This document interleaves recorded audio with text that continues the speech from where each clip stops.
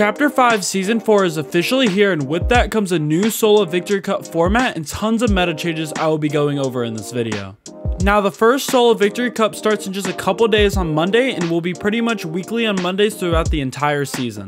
Now, don't worry, because in this video I'll be going over some tips, the new meta for solos, and some key strategies to make sure you can qualify. So the first thing I want to start off with is, what is the Solo Victory Cup? The Solo Victory Cup is a solo tournament where there is 2 rounds. The opens round, which is available to everyone, is you have 7 games to qualify and you have to get in the top places depending on your region.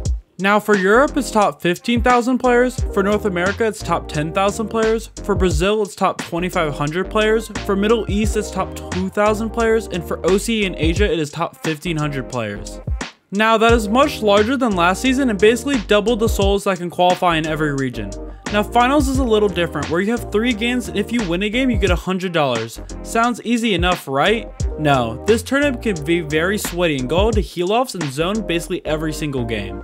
Now, it'll be a little easier to get some earnings, as the people in finals will be a little worse because of how many people are allowed into finals this season.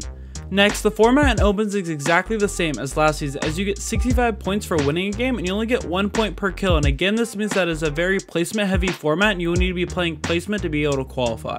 Now, if you have played last season, you will know that you only really need around 2 good games to qualify, and I'm counting top 5s as good games. And since the amount of players to qualify is greatly increased, that means you will need less points, and from looking at last season's leaderboard, you only need around 108 points to be able to qualify in North America.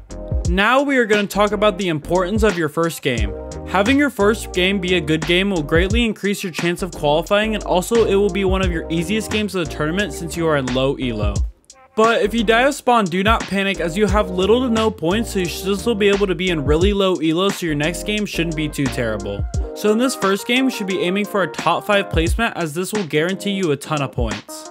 Now, once you've had a good game, you will be in much higher elo, and going into the next game, you will need to position yourself accordingly. So since you're in these lobbies, going dead side will be your best option, as there won't be a ton of players, so you can rotate and farm more materials if you need to. This will also help make sure you won't get W keyed. Now, since I have gone over the format and given you guys some tips on how to play your games, I will now be going over the loadout you should be carrying.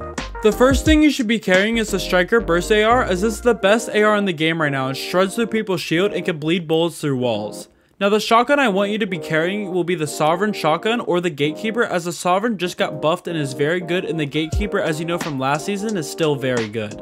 Now, for mobility, I want you to be carrying the jetpack if you can find it, as if you can do the boost thing exactly like this, then it will be the best movement item this season. But of course, if you cannot find this, as you might not in every game, carrying either some Flowberries or the Flowberry Fizz would be just fine. Now, for heals, as long as you're carrying some medkits and some form of shield, you should be just fine. Now, since I just went over the best new meta loadout, I'll be going over drop spots. This will be very important to you if you want to qualify, as having a good drop spot could make or break your entire tournament. It will be the decider in how much loot you get and the quality of your loot. Now, I suggest dropping somewhere you can get at least 8 chests and some floor loot spawns, and somewhere where you can get able to farm metal, as this is very scarce if you don't land somewhere with some metal. Once you have found your drop spot, you need to have a drop map. A drop map is how you can guarantee yourself having the best drop for your drop spot. You can either make one, or there is a ton of tutorials on this on YouTube, or you can buy one from someone you know or a website. Now, the next thing I will be going over is the end game. Once you have made yourself into an end game, I would try to use your mobility as much as possible when rotating to try to conserve materials. Now, once you have run out of materials, I would suggest try to jump in someone's box for a refresh, or just go low ground to look for one there. Now, I'm pretty sure I've covered everything you will need to know about qualifying for your first ever Solo Victory Cup finals, and be consistent with it.